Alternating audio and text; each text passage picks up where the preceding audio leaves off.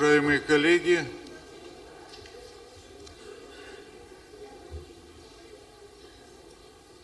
завершается наше мероприятие, наша конференция, но это только начало, и надеемся, что это начало будет достаточно хорошее.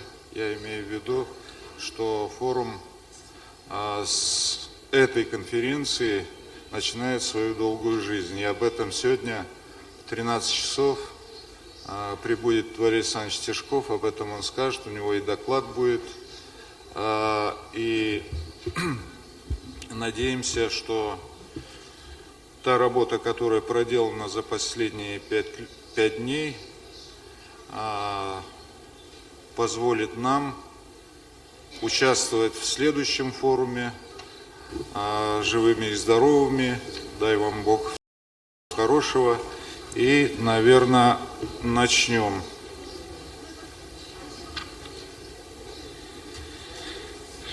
Распорядок дня у нас такой.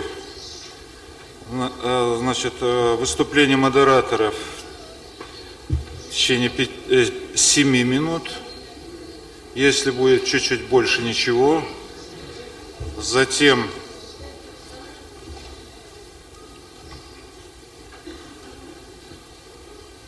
выступление Валерия Александровича Тишкова. И после у вас есть программа, все по плану. Наверное, начнем. Просьба подготовиться модераторам. Первым выступает модератор круглого стола «Древние народы Великой Степи и их роль в формировании историко-этнографического облика Евразии», доктор истории Заур Гасан Оглу Гасанов.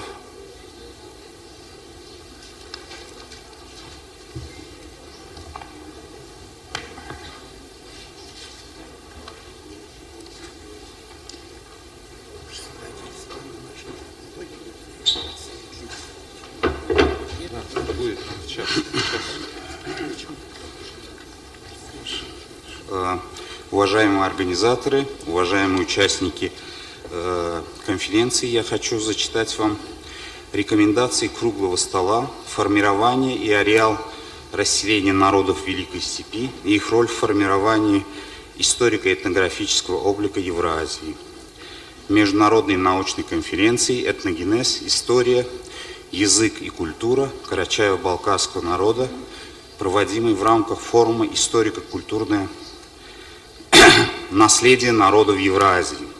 Участники круглого стола «Формирование и ареал расселения народов Великой Степи и их роль в формировании историко-этнографического облика Евразии» в ходе работы прослушали и обсудили 23 доклада. В дискуссии приняли участие около 15 человек. Во время выступления и обсуждения были затронуты наиболее важные древней и средневековой истории, археологии и языка. Были заслушаны доклады специалистов в области истории, археологии и языка народов Великой Степи. Было отмечено, что форум привнес новую мысль на повестку дня.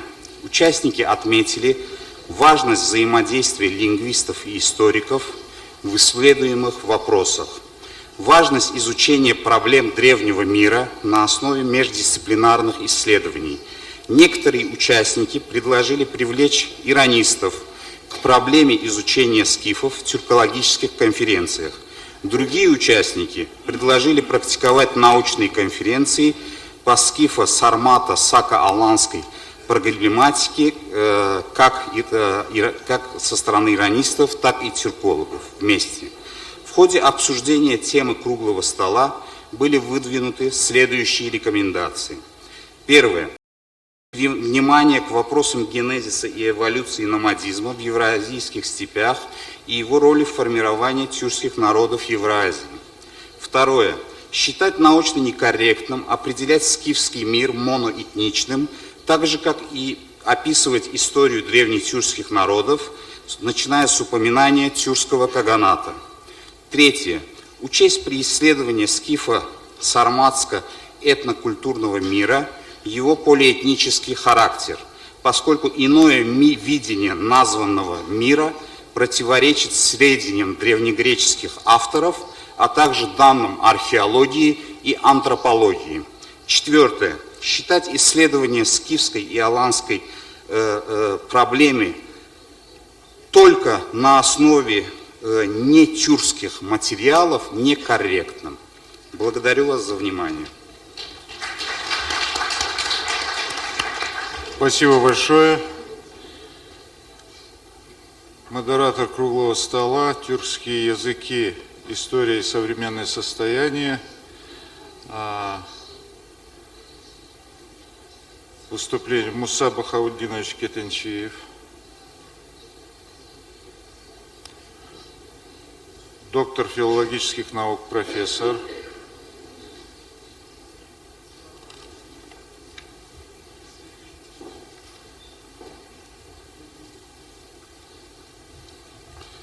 Уважаемые организаторы конференции, уважаемые коллеги, разрешите озвучить рекомендации круглого стола «Тюркские языки. История и современное состояние» Международной научной конференции «Этногенез. Этническая и социальная история. Генез языка и культуры карачаево-балкарского народа», проводимой в рамках форума «Историко-культурного наследия народов Евразии». Участники круглого стола «Тюркские языки. История и современное состояние» в ходе работы в течение 2 дней прослушали и обсудили около 30 докладов, в дискуссии приняли участие около 15 человек. В выступлениях на круглом столе были затронуты важнейшие аспекты истории, современного состояния и дальнейшего развития языков тюркских народов России и зарубежных стран, вопросы взаимодействия и сотрудничества в области тюркологии. Отмечена чрезвычайная важность диалога ученых по проблемам тюркологии в рамках историко-культурного наследия народов Евразии. В ходе обсуждения вопросов древнего ареала распространения тюркских языков участники круглого стола отметили полиэтнический состав скифо-сарматского этноязыкового пространства. В этой связи, исходя из многочисленных исторических письменных свидетельств о широком функционировании древнетюркской рунической письменности, в частности кубанского ее варианта, представляется целесообразным создать проблемную группу по ее дешифровке и системным исследованиям. Учитывая то, что основным ареалом распространения кубанского варианта древнетюркской рунической письменности является Верховье Кубани, участники круглого стола пришли к единому мнению о том, что западная часть Аланского царства и юго-западная часть Хазарского каганата, очевидно, доминантным языком был древнетюркский язык. В работе круглого стола нашло убедительное подтверждение факт сохранения функционирования в карачаево-балкарском языке древнейших лексических и паремических пластов, унаследованных от языка Хазарского каганата, которые отражают реалии древнетюркского мира. Следует отметить, что современное состояние тюркских языков Российской Федерации также требует дальнейшего изучения в целях их сохранения и расширения сферы их функционирования. Исходя из вышеизложенного, участники круглого стола рекомендуют организовать и провести системные сравнительные исследования в области фонетики, морфологии и лексики карачаево-балкарского языка. В связи с тенденцией к сужению сфер использования карачаево-балкарского языка создать рабочую группу из ведущих ученых для разработки программы, направленной на его сохранение и дальнейшее развитие. Благодарю за внимание. Круглый стол «Карачаево-балкарская литература». Выступает модератор, доктор филологических наук, профессор Зухра Басхануковна Караева. Добрый день, уважаемые коллеги. На заседании круглого стола «Карачаево-балкарская литература» были представлены 28 докладов, прочитано 15 и обсуждены основополагающие для определения путей развития карачаевской и балкарской литературы проблемы влияний, генезиса, корреляции языка и литературы. Взаимодополняемость синхронного и диахронного аспектов рассмотрения литературы проявилась как в освоении нового историко-литературного материала, возвращенная литература, литература эмиграции и диаспоры, так и в анализе творчества известных писателей и поэтов. Были затронуты культурологические аспекты развития литературы, проблемы ее интеграции и адаптации в инонациональной среде. Внимание к глобальным проблемам литературного процесса подкреплялось аналитическим подходом к конкретному художественному тексту и индивидуальному миру художника. Были рассмотрены особенности рецепции кавказского, в частности карачаево-балкарского текста инонациональным читателям. В рамках сопоставительного анализа фольклорных и литературных произведений Карачаево-Балкарской и других литератур на постсоветском пространстве выявлялись типологические схождения, определялись направления межкультурного диалога и межлитературные взаимодействия. Было прослежено функционирование различных форм религиозного сознания и их отражение в литературе. В целом, работа круглого стола способствовала выявлению специфики становления и развития литературы и современного карачаево-балкарского литературного процесса, подтвердила необходимость решения проблем сохранения этнокультурной и языковой идентичности как условий сохранения и развития национальной карачаево-балкарской литературы. По результатам работы круглого стола представлены следующие рекомендации.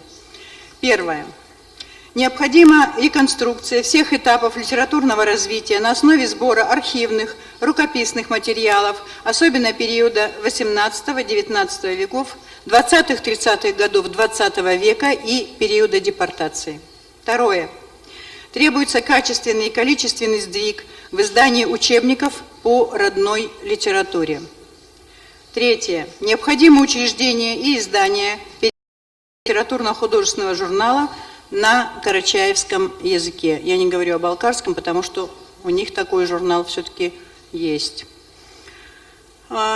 Увеличить количество изданий и произведений национальных авторов на карачаевском языке в республиканском издательстве. Сейчас их просто, можно сказать, нет.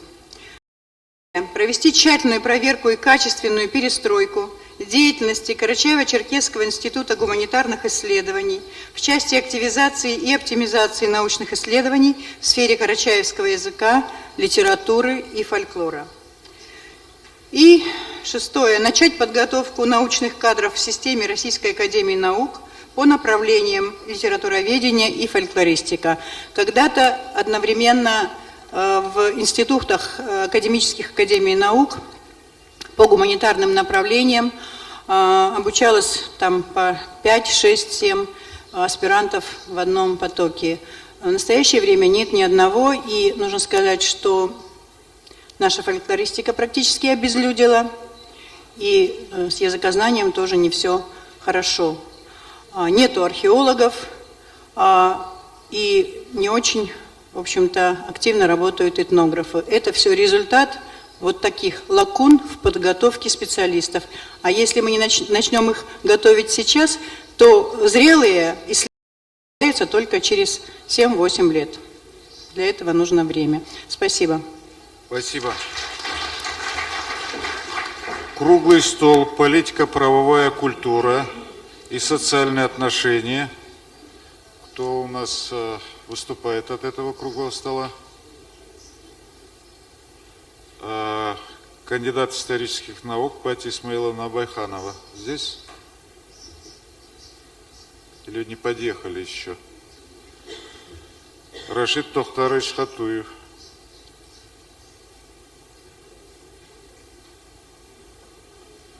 Видимо, подъезжают.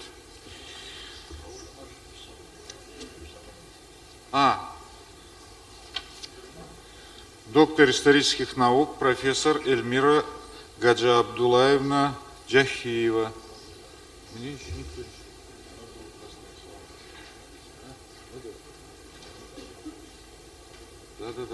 Да.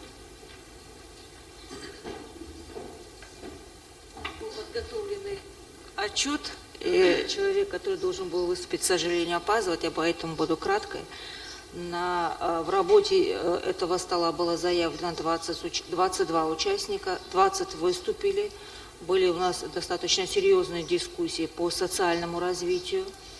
карачаево-балкарского народа и по правовому развитию этого региона. И в итоге дискуссии участники пришли к выводу о том, что к началу XIX века среди карачаево-балкарского народа сложилось отношения с развитой социальной структурой. Это общий вывод практически всех участников, которое было единодушно принято на основе обычного права.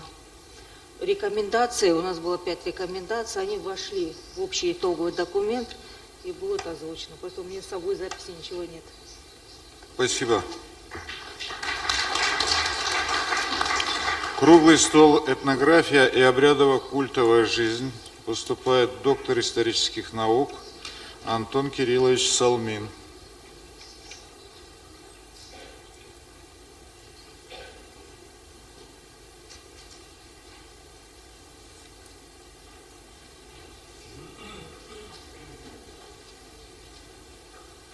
Круглый стол «Этнография и обрядов культовой жизни». Заслушав и обсудив 28 докладов из Российской Федерации, в том числе Башкортостана, Кабардино-Балкарии, Карачаево-Черкесии, Чувашии, Новосибирской и Ростовской областей, городов Москвы и Санкт-Петербурга, а также из Азербайджана, Грузии, Турции, Узбекистана, Болгарии, Венгрии, и приняв участие в дискуссиях, участники круглого стола отметили следующее.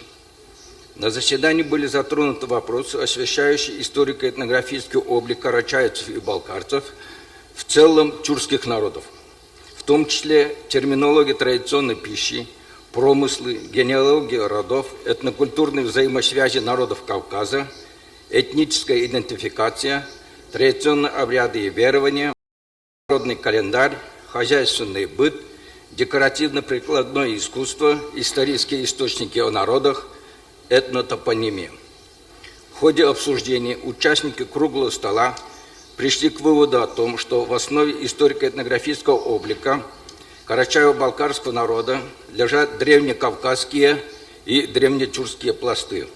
Среди этих пластов наиболее выделяются савирские, булгарские, гунские и хазарские, а также аланские. Что же касается кипчакской обрядово-культовой системы, то ее проявление на карачаево-балкарском материале практически не прослеживается. Была высказана настоятельная необходимость сверки своих исследований с трудами предшественников. Прежде чем выйти к трибуне, необходимо разобрать по возможности имеющиеся материалы. Надо также общими силами издать неопубликованные материалы по карачаевцам и балкарцам. Высказана идея уместности проведения аналогичной конференции раз в 2 года. Необходимо также выбрать город для проведения следующей конференции. Поддержано предложение о необходимости создания энциклопедии тюркских народов. Круглый стол разработал ряд предложений, исходящих из содержания докладов. В частности, решили выйти с ходатайством Министерства образования Российской Федерации, чтобы топонимика и ономастика были в программах школ и вузов педагогического географического направления. Разработать и издать реконструкцию мифологических персонажей по единой схеме всем миром, то есть силами этнографов России, по примеру словаря славянских древностей.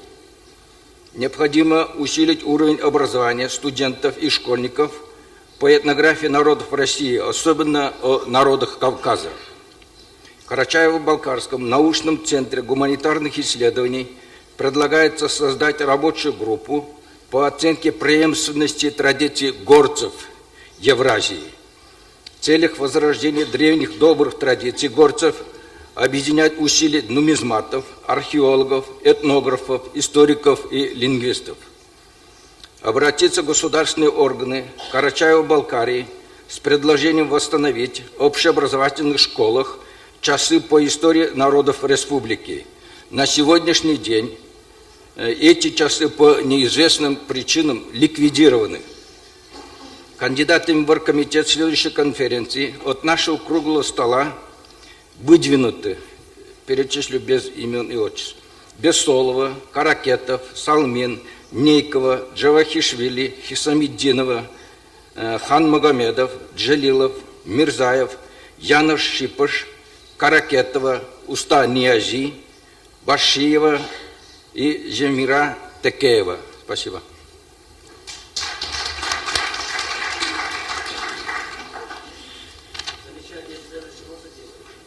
А?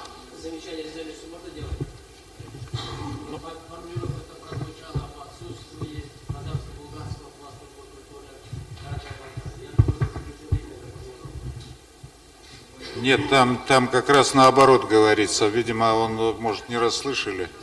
Наоборот сказано, да.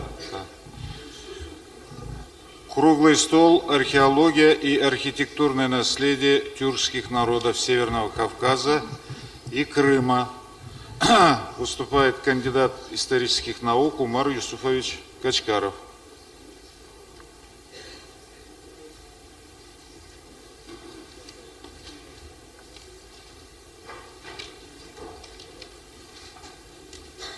Добрый день, уважаемые коллеги. Круглый стол «Археология и архитектурное наследие тюркских народов Северного Кавказа и Крыма» работала один день. Было выслушано 14 докладов из заявленных 28. Всего в обсуждении более 20 человек. Были выслушаны доклады, посвященные информационно-поисковым системам, археологии, орнаментике, предметам одежды, надмогильным сооружениям и проблемам сохранения археологических и архитектурных памятников этого региона. В ходе работы круглого стола пришли к следующему. Тюркоязычность или ираноязычность древних народов, этносов Евразии, скифов, аланов – тема дискуссий между учеными. Причина – нехватка лингвистических материалов, а также неприемлемость позиций друг друга между тюркологами и иранистами. Поэтому нам кажется, что тюркологи и иранисты должны совместно работать над этой темой. Второе. Было предложено издать регулярный научный журнал «Тюрко-иранистика» или «Ирано-тюркика», чтобы с помощью таких изданий изучать этногенез или сосуществование этих народностей. Особо стоит проблема тюркской орнаменталистики. Также было предложено, необходимо предложить государственную программу сохранения неантропогенных ландшафтов Северного Кавказа, включающую создание историко-архитектурного экологического каркаса и определяющую экономические аспекты этого вопроса, например, формы развития туризма. Было предложено активизировать работу по музеификации историко-археологического наследия КЧР и КБР. Министерству культуры КЧР обеспечить финансирование работ по выделению границ такого достопримечательного места, как Хумаринское городище, и номинировать это достопримечательное место в состав объектов всемирного наследия. Также разработать концепцию музеификации памятников археологии КБР и КЧР и внесение их в туристические маршруты, создание этнодеревень. В связи с этим проведенные обсуждения выявляют основные направления будущих исследований с учетом общего заключения, что историческая этническая палитра Южного и Северного Кавказа и большей части евразийского пространства, особенно скифо-сармато-аланского мира, была полиэтнична. Мультиэтничность и полилингвизм исторических культурных обществ – это магистральная линия и направление будущих исследований исторического и этнологического плана. Предлагаем, чтобы эта проблема нашла свое отражение в общей резолюции конференции. Спасибо. Спасибо. Круглый стол. Тюркские народы Северного Кавказа и Крыма, азербайджанцы, караимы, карачаево-балкарцы, крымские татары, крымчаки, кумыки, нагайцы, туркмены, тюркоязычные армяне в научных проектах и их обоснованиях. Выступает доктор исторических наук, профессор Борис Витальевич Виноградов. Уважаемые организаторы конференции, уважаемые коллеги, в рамках нашего круглого стола было заслушано 16 докладов из 25, вернее 15 из 25, и у нас был еще дополнительный доклад коллеги из Республики Азербайджан. Тематика круглого стола оказалась несколько шире заявленной, потому что у нас был более широкий евразийский контекст, чем только, допустим, и Северный Кавказ, что обусловливало довольно-таки продолжительные и бурные дискуссии. А так как мы решили, что дискуссии будут по ходу пьесы, а не в конце, это предопределило довольно-таки их затяжной характер. Настолько затяжной, что в 6:30 вечера технические служащие пообещали, что нам скоро выключат свет. Но, тем не менее, полагаю, что для исторической науки дискуссия есть совершенно естественное состояние, потому что, как известно, абсолютной истины в историологии, в исторической науке нет. Она недостижима в принципе. У нас звучали и разные позиции, и корректировки позиций докладчиков. Каждому докладчику досталась и своя порция вопросов, и своя порция замечаний. Это все тоже хорошо, нормально и интересно. Но что хочется отметить, при разнице взглядов и подходов наши исследования позиции не должны быть диаметрально противоположными. Опять-таки, потому что абсолютная истина недостижима. Конечно же, у каждого исследователя в истории есть свои пристрастия, потому что история считается довольно-таки субъективизированной наукой. Уважаемые коллеги, кто-нибудь может похвастаться, в кавычках, что он беспристрастно относится к своим родителям? В данном случае к своим предкам? По-моему, нет. Но признавая это, мы должны понимать, что у других людей есть свои родители, в данном случае свои предки. И с этим мы должны считаться, и это мы должны понимать. Мы ни в коем случае не находимся даже при разнице позиций по разную сторону каких-то баррикад. Баррикада у нас одна, это история. Мы на нее карабкаемся. А история нам помогает. Только мы думаем, что мы достигли вершины завала, она для нашего же блага насыпает перед нами новые завалы. Хотя бы для того, чтобы мы не бронзовели и не думали каждый, что я памятник сам себе. Как у Высоцкого, отставить разговоры вперед и вверх, а там, ведь это наши горы, они помогут нам. История помогает нам, создавая новые проблемы. Что касается, собственно, рекомендаций нашего круглого стола. Во-первых, конечно, была отмечена необходимость углубленного исследовательского анализа многофазности и многокомпонентности широких проблем этнической истории. И тюркских народов, и ираноязычных народов, и то прочее. Затем мы договорились, что будем просить государственной поддержки издания книг на карачаевском, балкарском языках, а также на всех языках, в данном случае северокавказских народов, все-таки у нас локализация была такая, ну и, естественно, крымско-татарского народа тоже. Затем у нас зашел разговор на предмет, что неплохо бы организовать, возродить центр тюркологии при Институте истории Российской академии наук. Спасибо за внимание. Хорошее предложение. Круглый стол, фольклор, нардский эпос и искусство. Выступает кандидат филологических наук Танзиля Мусаевна Хаджиева. Ну, это... Да, конечно.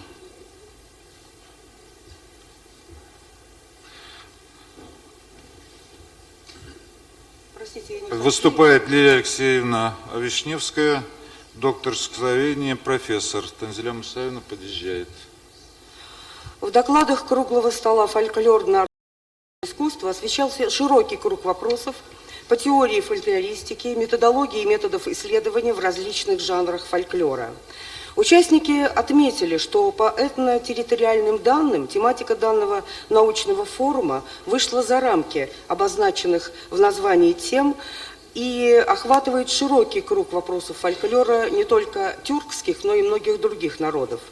В свете сказанного и прозвучавшего в докладах и сообщениях на круглом столе, ее участники признали, что, как и у других народов, устное поэтическое и музыкальное творчество карачаевцев и балкарцев является корневой основой их многовековой культуры. Будучи древней литературой и музыкой, передаваемой из уста в уста, из поколения в поколение, оно является ценнейшим источником познания истории народа. Фольклор и сегодня сохраняет свою жизнеспособность, систему духовных ценностей народа, направленных на формирование патриотизма, воспитание всесторонне развитой личности. И в связи с этим нужно, чтобы сохранение и изучение народной словесности стало одним из приоритетных направлений культурной политики. Участники круглого стола отметили огромную работу по сбору и публикации текстов по народной словесности, которую еще в XIX веке начали представители русской академической науки и культуры, зарубежные ученые, и впоследствии достойно продолжили представители первой национальной интеллигенции. Также подчеркнули, что на современном этапе одной из важных задач фольклористов является организация и проведение перманентных научных экспедиций не только в Кабардино-Балкарии и Карачаево-Черкесии, но и в зарубежных проживают диаспоры карачаевцев и балкарцев. Помимо сбора фольклорно-этнографического материала, представляется актуальным придание особого государственного статуса фондам, в которых хранятся эти материалы, так как они имеют важное историко-культурное значение и содержат информацию о системе исторически сложившихся культурных ценностей народов, о нравственных и эстетических идеалах, нормах поведения, диалектах и говорах, обычаях и обрядах, традициях народной и художественной культуры в ее аутентичных формах. Многие подчеркивали, что одна из актуальных задач, стоящих перед карачаево-балкарскими фольклористами, это подготовка фольклористов-музыковедов, фольклористов-текстологов и переводчиков фольклорных текстов. Остается актуальной проблема издания свода карачаевского фольклора с подробными комментариями и переводами. На заключительном заседании круглого стола участники научного мероприятия отметили, что работа фольклорной секции прошла весьма насыщенной, интересной и плодотворной. От выступающих поступил целый ряд предложений и пожеланий.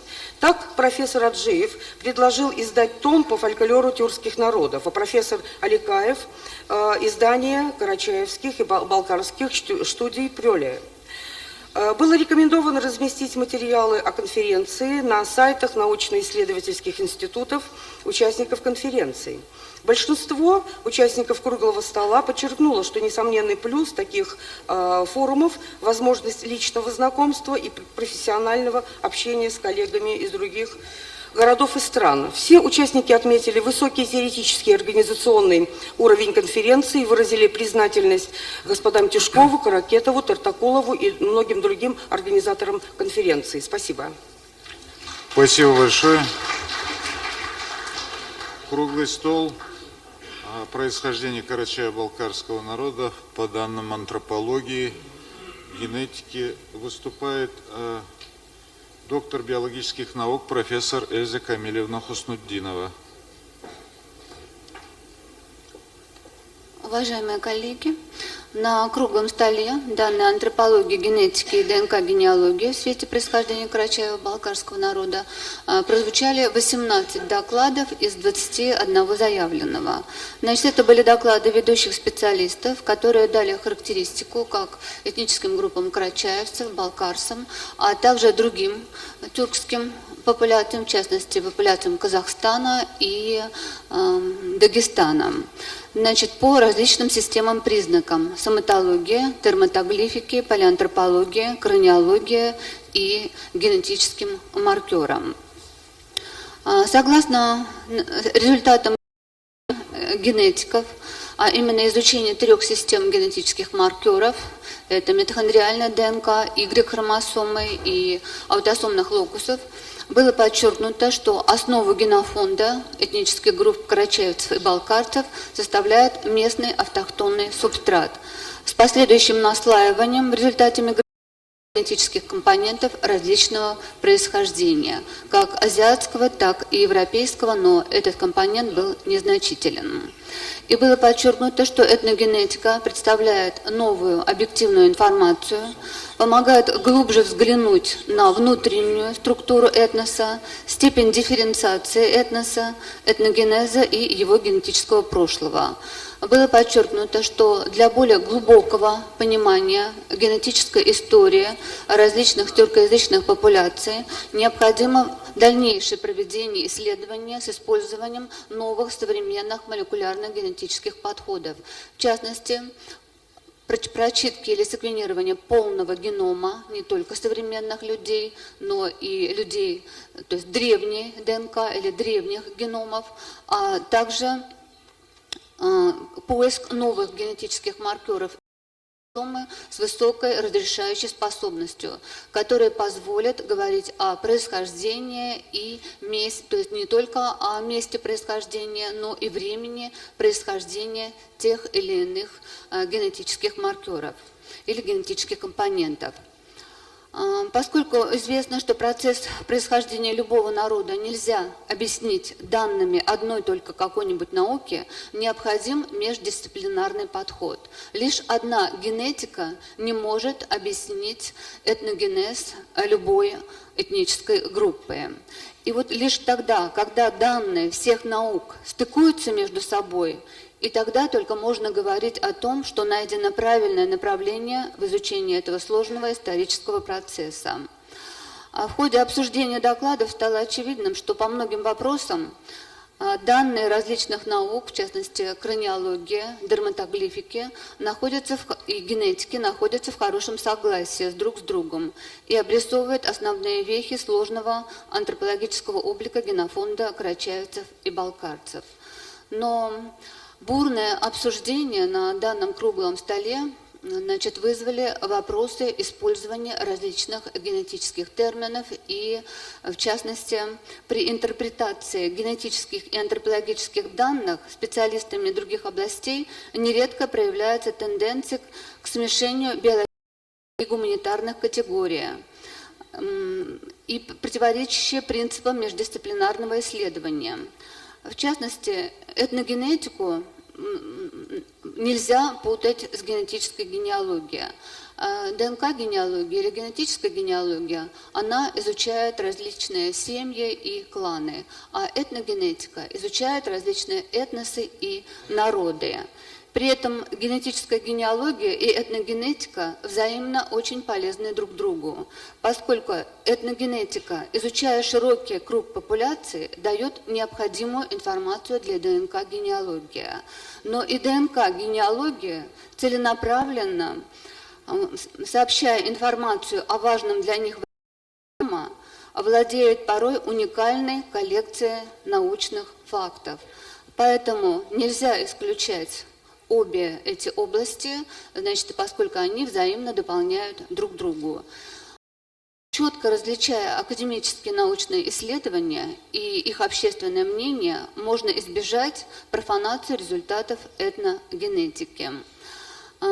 Поэтому на основании вышеизложенного мы предлагаем проведение междисциплинарных семинаров, в которых принимали бы участие не только генетики, но и этнографы, антропологи и другие специалисты, для того, чтобы мы могли понять, какие термины мы используем. То есть всегда можно прийти к консенсусу. Потому что, к сожалению, круглый стол у нас, в общем-то, получился, скажем так, очень бурный из-за недопонимания разных специалистов. И кроме того, на следующей конференции мы предлагаем назвать наш круглый стол «Происхождение карачаевцев и балкарцев по данным антропологии и генетики». Это, наверное, будет более точнее, чем этногенетика и ДНК-генеалогия, которая сегодня звучала. Кроме того, мы предлагаем разработать научно-техническую программу междисциплинарную, в которой принимали бы участие все специалисты, заинтересованные в изучении этногенеза различных народов, и предложить, может быть, ФАНО а может быть Министерству образования и науки, для того, чтобы они объявили конкурс грантов вот по такому междисциплинарному направлению, как изучение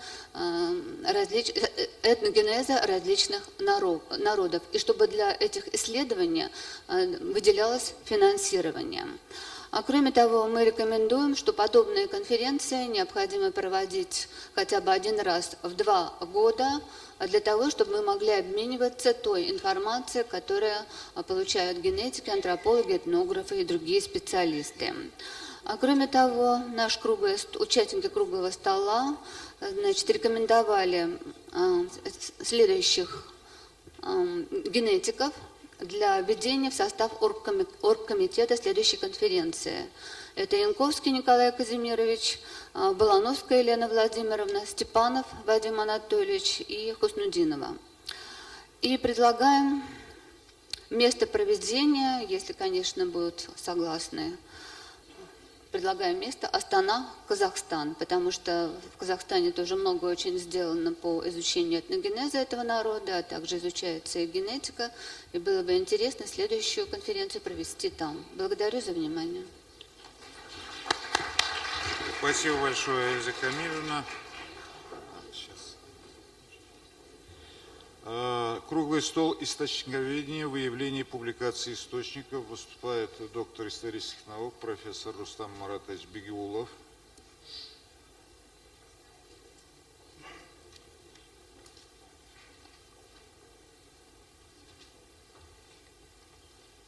Еще раз добрый день, уважаемые коллеги. Наш круглый стол работал буквально вчера, назывался «Источниковедение, выявление и публикация источников». Всего было заявлено 31 доклад. Значит, перед началом работы круглого стола было заявлено еще 3 доклада. Вот. Ну и в итоге получилось так, что реально озвученных было 18, причем довольно сжатый срок. Считаем, что работа круглого стола прошла на хорошем научном уровне, и содержание подавляющего большинства докладов носило актуальный, востребованный характер. Докладчикам удалось в сжатые сроки, отведенные регламентом, довести до аудитории основные положения проведенных научных изысканий. На завершающем этапе работы нашего круглого стола были подведены соответствующие итоги, обсуждены основные результаты, сделаны выводы. Сформулированные основные положения были одобрены участниками круглого стола в ходе коллективного обсуждения и представлены в виде проекта рекомендаций в оргкомитет конференции. Конкретно они у нас выглядят следующим образом. Состояние современной источниковой базы по карачаево-балкароведению не позволяет осветить значительный круг историко-этнологических вопросов, приводит к выпадению из истории целых хронологических отрезков, особенно в период Средневековья и начала нового времени. Сложившаяся ситуация детерминирует начало масштабной деятельности по налаживанию систематической работы, по поиску, выявлению, введению в научный оборот новых исторических источников на различных языках.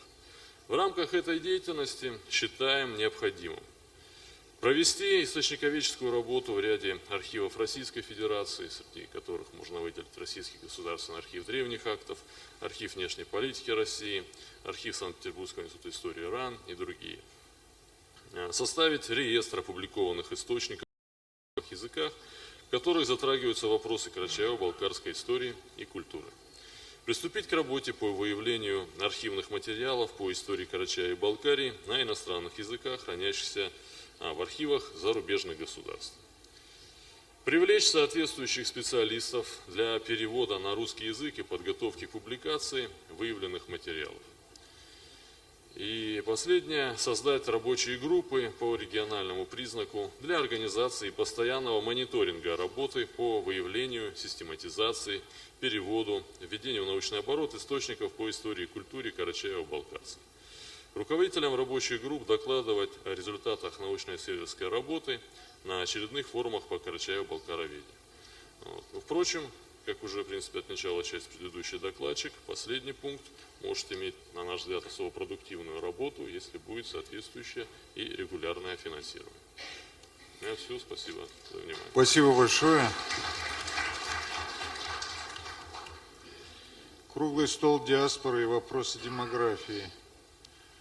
Выступает доктор исторических наук Зарема Борисовна Кипкеева.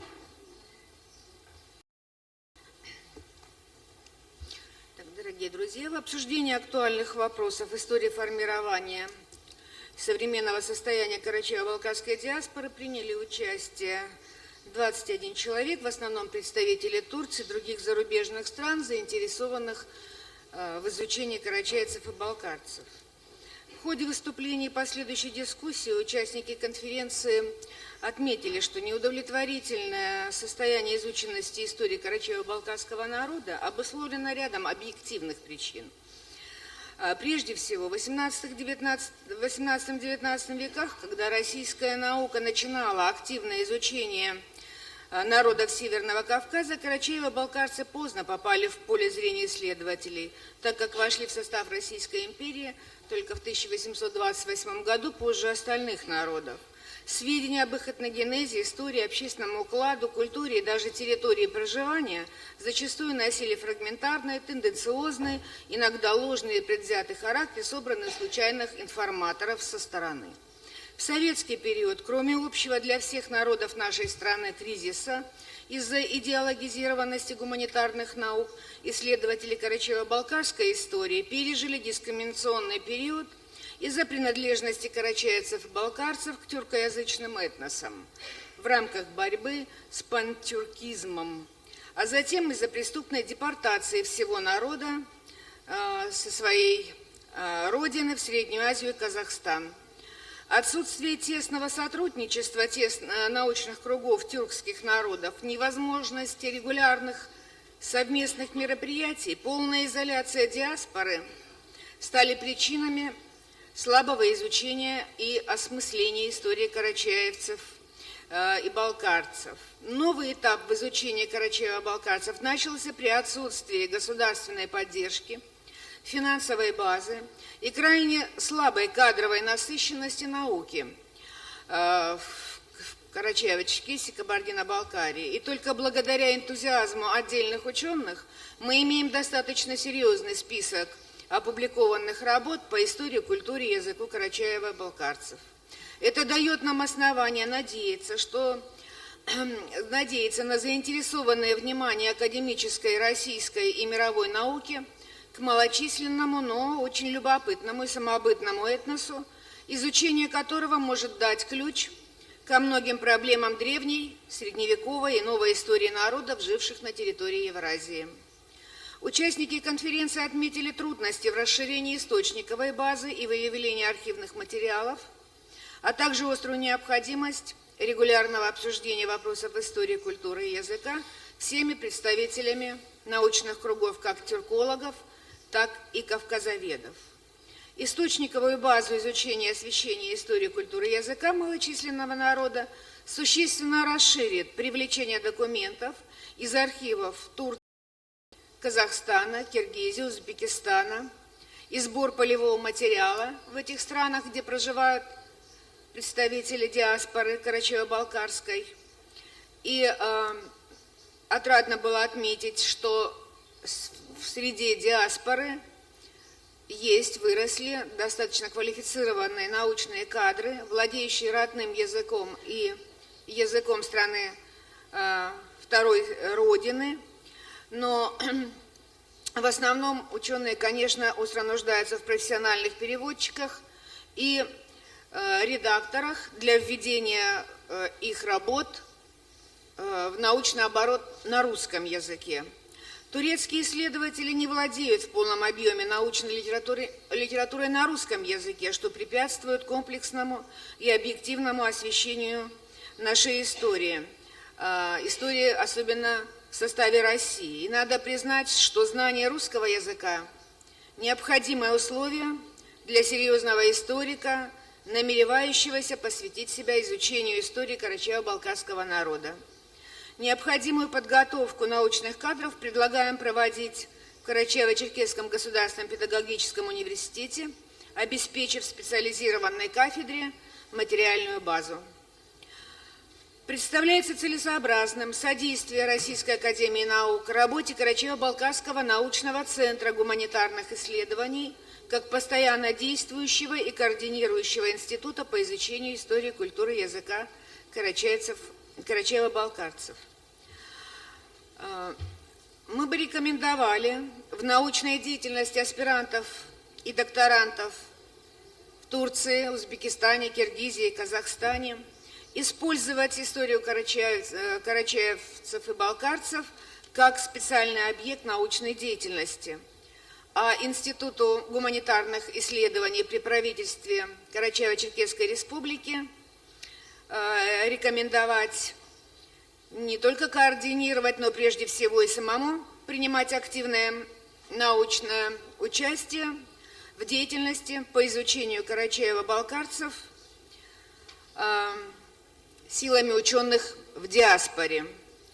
Ну, кроме того, участники конференции желание активнее использовать современные сетевые коммуникации, научные форумы в интернете, которые позволяют принимать участие в обсуждении актуальных вопросов и ознакомлению с необходимыми документами и литературой исследователей из разных городов и даже других стран. Все, спасибо. Спасибо большое. До перерыва, до кофе-брейка у нас осталось совсем немножко времени, поэтому мы можем, если кто хочет выступить, слово предоставляется вот академику Национальной академии наук Казахстана Исмагулову Разаку.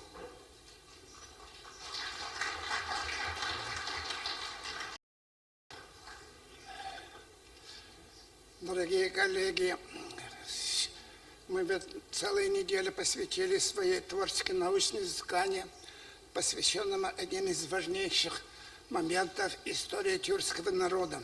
В связи с этим хотел я сказать, что в Астане создан впервые международная академия тюркологии. И хотелось бы моих коллег, своих творчества имели в виду, такая академия существует, находится в Алмате, и она носит международный характер. Прошу их принять во внимание. Теперь пара слов относительно связанные с круглым столом антропологии, генетики и ДНК-генеалогии. Как никогда в 21 веке биологические, особенно естественные науки, сближаются так близко с общественными науками. Это направление, конечно, надо приветствовать. Но вместе с тем, когда мы вступаем в 21 век, век этой биологии, следовало бы всякие направления изучения биологии человека поддержать. Те моменты, которые здесь прозвучали на нашем круглом столе, следовало бы все-таки принять во внимание те новые направления, которые прозвучали с трибуны круглого стола: антропологии, генетики, ДНК, генеалогии. Мне кажется, антропология много вместе с генетикой и кибернетикой много пережила в прошлом веке. И теперь его недостатки, и его всякие трения выносить в 21 век, мне кажется, не совсем прилично в таком серьезном обществе, как научном творчестве системы, особенно Академии наук. Поэтому я хотел поддержать то направление, которое сейчас выдвигается, не только морфология, физиология, и не только генетика, но и ДНК, игры хромосом. Пусть найдет свое место, и без всяких творений пусть люди работают. Посмотрим, жизнь покажет. В антропологии не раз бывали случаи, когда отдельные концепции сами выживали. Так что всякие оковывают руки, ноги творческих работников, мне кажется, не стоит. Спасибо за внимание. Спасибо. Слово просит Зоя Граннес Баташева.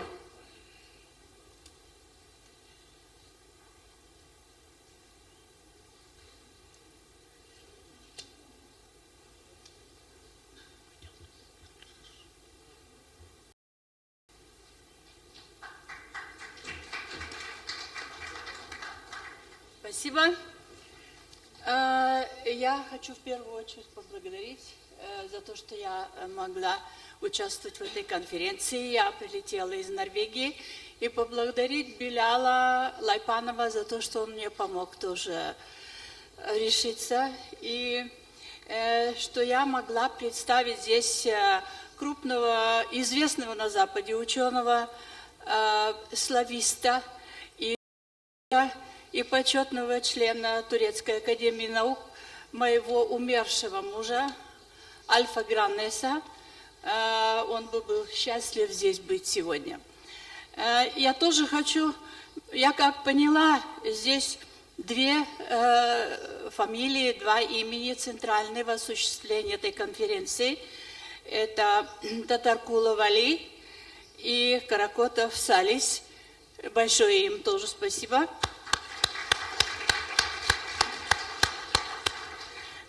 Мне заказали норвежские газеты статью об этой, и я с удовольствием ее напишу. Тоже прекрасная организованная. Это удивительно, какую колоссальную работу организаторы, конечно, здесь сделали. Нас очень много, нас принимают, все идет.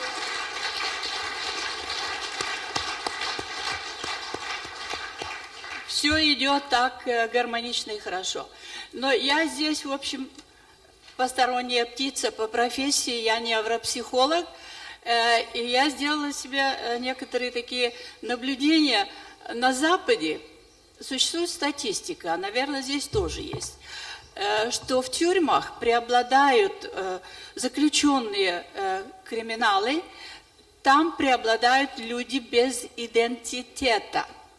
То есть оторванные от корней, урбанизация, которая их привела из деревень и сел, люди, не имеющие идентитета, они легко прибегают к насилию, они не уважают жизнь.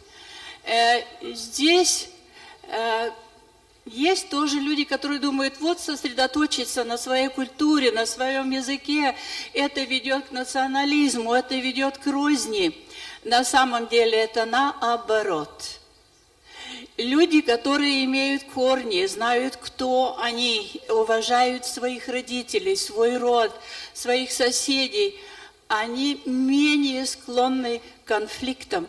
Поэтому сохранение нации происходит лучше всего не с Калашниковым и кинжалом в руках, а сознаниями, вот которые на этой конференции даются, и я надеюсь, что это будет внедрено в печать, в школы.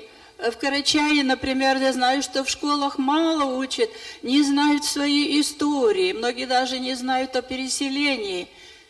Чтобы это дальнейшая, следующая ступень, кто-то должен быть ответственным за внедрение всего этого ценного, которое вы здесь представляете и где вы работаете с чем. Вот такое мне пожелание всем. Спасибо вам.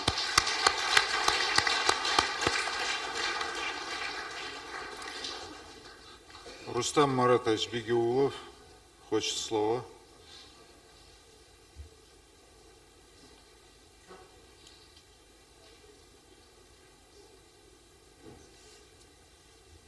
Просто так немножко ждал, чтобы под конец было. Я не знаю, правда, вот что еще запланировано комитетом, но решил все-таки, наверное, как раз, думаю, удачный момент. Просто хотелось бы отметить еще некоторые две вещи, уже ну так чисто из организационных вопросов, если можно. Ну, первое, в смысле, ну, как бы наша конференция, прежде всего, научная, но, по идее, она, наверное, может принимать какие-то обращения, связанные с общественной жизнью и так далее, с какими-то поощрениями. И первое, что хотелось бы отметить, с начала этого учебного года, мы здесь много говорили об истории, об этнологии, о культуре. Кстати, кто-то удачно говорил, что когда вот надо вводить какие-то курсы по тому, чтобы представители разных народов на Кавказе знали друг от друга, представление, что это способствовало общению. полностью с этим согласен, но вот у нас в республике с нового учебного года, в принципе, отменили такой курс, как история и культура Карачаево-Черкесии. И думаю, что если конференция как-то немножко это отметит, будет отдельным каким-то обращением, какая-то польза этого. Второе, наверное, главное, я думаю, что возьму на себя смелость, что, наверное, от имени всех участников и организаторов этой конференции хотелось бы выразить огромную благодарность Али Хасановичу Татаркулову, его фонду.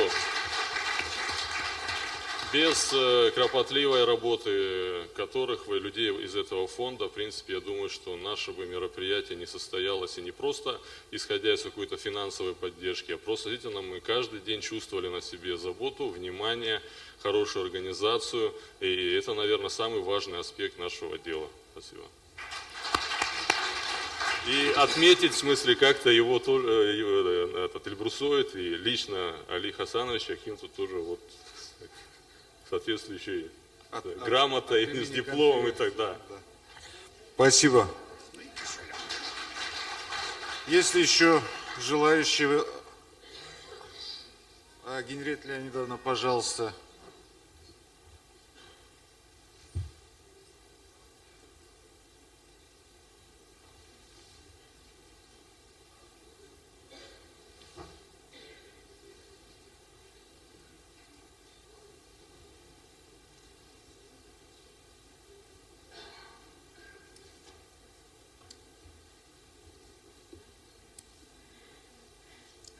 Я думаю, что каждый участвовавший в этой конференции вынес очень много впечатлений, и хороших, и не очень.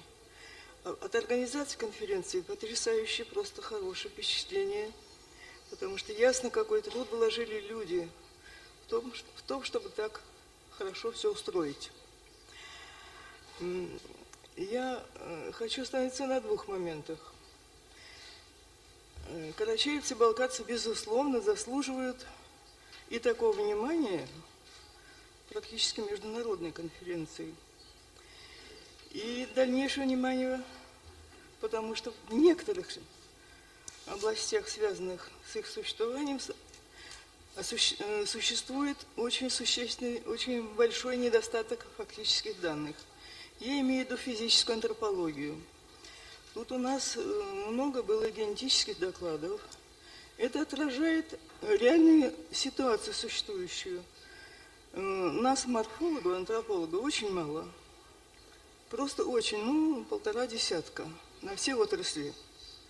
На дерматоглифику, на соматологию, на краниологию, на остеологию, на палеантропологию. И в то же время много генетики. Мы просто восхищены тем объемом работы, который им удается сделать. Но нам хотелось бы обратить внимание морфологам, морфологам хотелось бы обратить внимание на вот эту неравномерность развития разных областей науки, которая может обернуться не очень хорошими последствиями в дальнейшем. Потому что постепенно состав любого этноса и любой популяции меняется, и чем дальше во времени, тем больше меняется демографическая структура. Вот моя аспирантка недавно обнаружила, что по признакам дерматоглифики, например, татары, изученные почти столетия назад, есть у нас серии казанских татар, 30-х годов прошлого столетия, и современные татары заметно различаются. Их генофонд разбавился. И разбавился он в сторону увеличения, так сказать, европеоидной составляющей. И если учесть все демографические ситуации, связанные с татарами казанскими, хозяйственную политику, политические всякие моменты, передвижение масс и народного населения, с которым татары, конечно, вступают в браки, и эту примесь легко обнаружить. Вот то же самое будет через каких-нибудь 20-30 лет и с карачаевцами и балкарцами. Несмотря на то, что по результатам одного из вчерашних наших очень интересных докладов, карачаевцы и балкарцы на Северном Кавказе являются народами, наиболее блюдущими, так сказать, чистоту в кавычках крови. Они меньше всего вступают в браки с некарачаевцами. Но все равно даже при такой национальной традиции внутриэтнических браков нужно успеть зафиксировать то хотя бы, что осталось от более древних времен. Поэтому я от лица антрополога, который меня не слышит, морфолога, но, думаю, всей душе присоединяются, обращаюсь ко всем, кто компетентен в этом вопросе. Пожалуйста, организуйте подготовку научных кадров, потому что у морфологов все меньше и меньше становится. Вот по дерматоглифике сейчас всего 2 специалиста. По расовой соматологии, ну, по измерению тела, длины тела, там, цвета глаз, цвета волос, то есть того, что образует облик народа, и является главным, что воспринимает глаз, у нас в институте только 1 человек остался. В институте антропологии таких людей больше нет. В Питере нет тоже. Вообще нигде нет в бывшем Союзе. Это катастрофа. На территории огромной части Евразии всего лишь 1 специалист квалифицированный, расовед.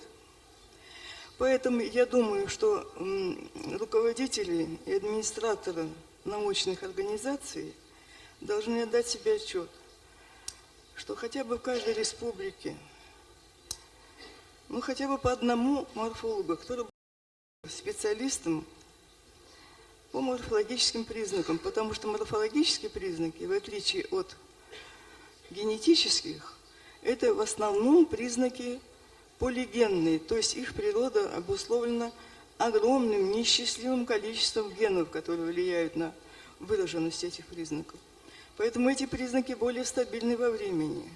Они дают неоценимую информацию, которая вполне сравнима с генетической, но превосходит ее, потому что генетическая информация, гены легче, простые признаки определения небольшим количеством генов, легче изменяются под влиянием различных условий.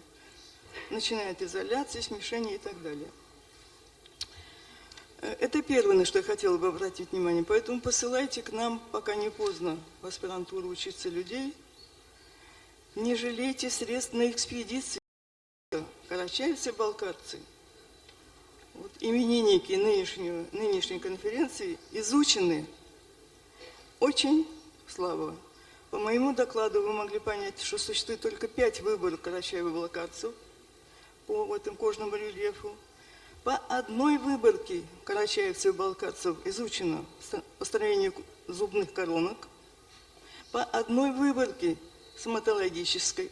Это крайне мало для того, чтобы судить о структуре народа.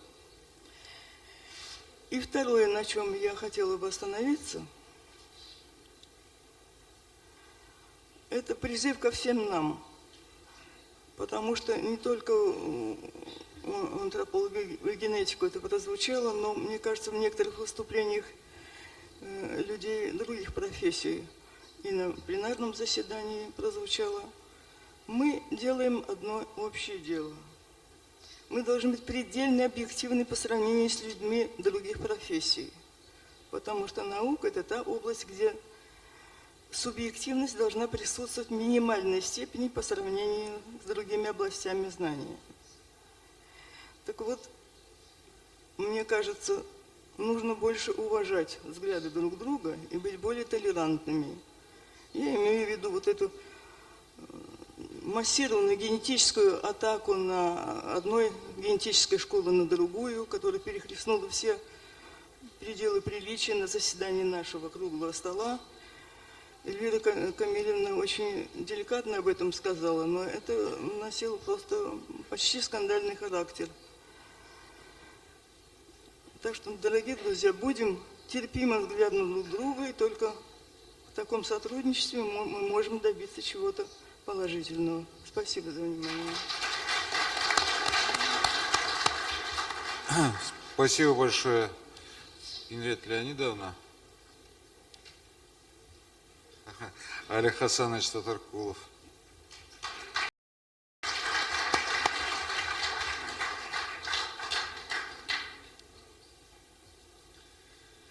Ассаламу алейкум, добрый день. Я приветствую всех собравшихся. Я поднялся на трибуну, чтобы поблагодарить всех, кто, бросив дела, страны, регионы, приехал поучаствовать в этой конференции. Для нас это было очень важно. Мы могли бы Карачаево-Балкарскую конференцию каждый год проводить в Балкарии или в Карачае, у себя собираться, что и делается, в принципе. Нам очень важно было участие именитых ученых, профессоров, докторов. И спасибо вам большое, что вы все собрались на эту конференцию.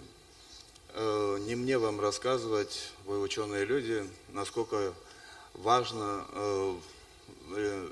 историческая наука, сама история для самосознания народа. Тот народ, который не знает свою историю, он исчезает с истории или остается в истории, как угодно. И народ может себя чувствовать единым народом, если он связан одним прошлым, одной историей. У каждого народа нет на свете народов в истории человечества, которые всегда были, скажем, на коне, у каждого народа были свои взлеты и падения. И мы тоже из тех народов, у которых были и хорошие времена, и трагические даты. Мы специально собирались в Академии наук и рады тому, что с Академии разных дружественных нам стран приехали академики, доктора. Мы не хотим выдумывать нашу историю, мы хотим получить объективную картину. Мы хотим заложить этой конференции, мы не хотели получить какую-то сенсацию, мы хотели положить основу, фундамент, крепкий фундамент, благодаря всем именитым нашим гостям и всем докладчикам, чтобы в последующем уже работать над белыми пятнами. Мне кажется, что конференция достигла своих целей, во всяком случае тех, что мы ставили перед собой. У нас еще была цель познакомить всех друг с другом. Это не только для нас, но и для вас, мне кажется, очень важно. Ну и сам формат проведения, сам состав проведения, само место проведения было для нас очень важно. И в противном случае начинается критика, что вот собрались, льют воду на свою мельницу. Мы открыты были и для критики, и для дискуссий. И я надеюсь, вам в полной мере удалось реализовать свой ученый потенциал, свои доклады, участие в дискуссиях. Если что-то от организаторов, по вине организаторов, что-то было не так, начиная с трансферта, заканчивая круглыми столами и прочими, я прошу нас простить. Еще раз благодарю всех собравшихся. Удачи вам везде и всюду. Спасибо. Спасибо. Аликбер Халабекович Аликберов.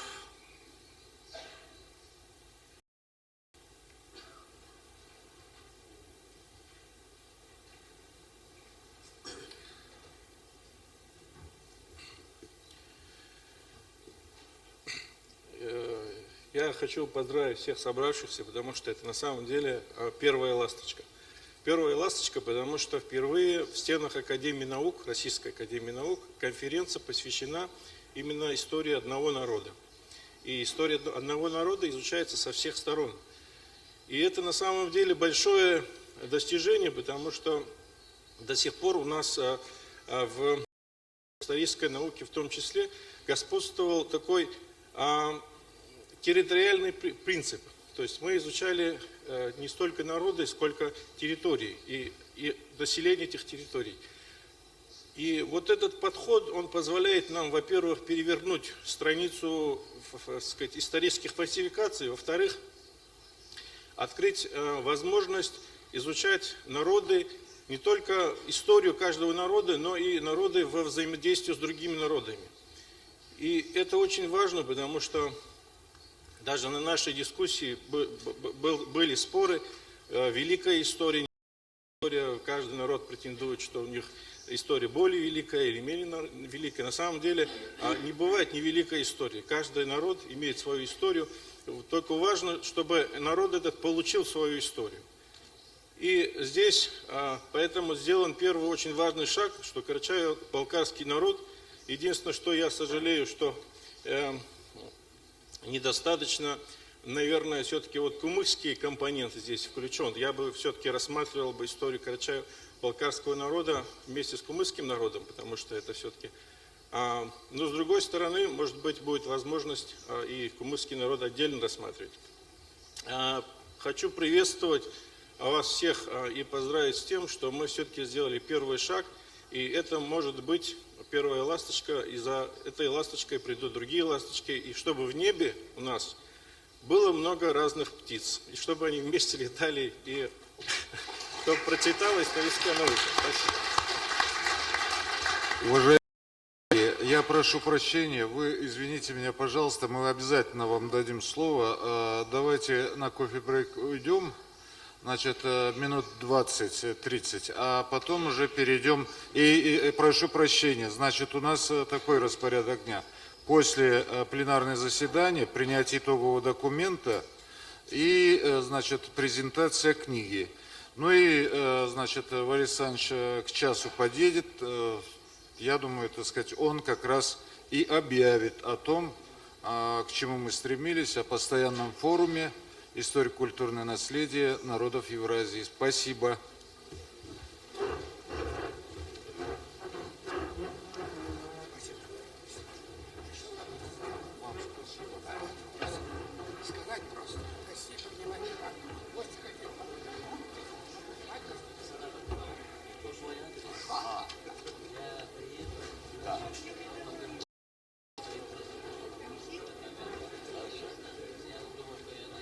Спасибо большое.